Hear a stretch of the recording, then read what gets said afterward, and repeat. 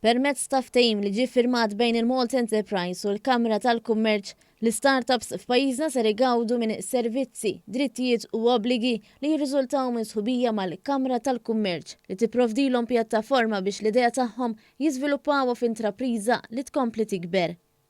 Dan il-ftehim li ġie firmat mill-Kap Eżekuttiv tal-Malta Enterprise Kurt Farrugia u l-President tal-Kamra tal-Kummerċ Marisa Xuereb se jkun qed jagħti opportunità wkoll biex l-intrapriżi li jkunu għadhom kemm jibdew l-operat tagħhom jisaħħu l-għeruq tagħhom fosthom permezz ta' networking ma' nies ta' negozji stabbiliti u aċċess għall-opportunitajiet internazzjonali.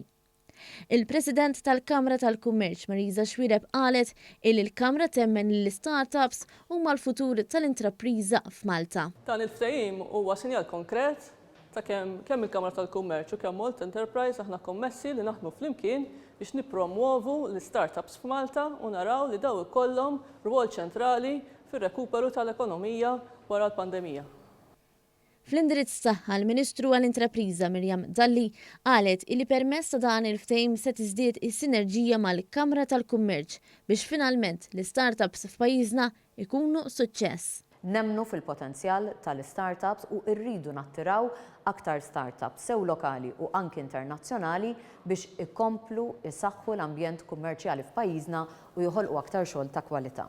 Il-Ministru Dalli komplet tajt li fi żmien ta' sfidi li ġabet magħha l-imxija ħarġu opportunitajiet ġodda, tant li kien hemm kumpaniji li bdew bl-operat tagħhom fosthom fis-settur tal-lob diġitali fi żmien il-pandemija.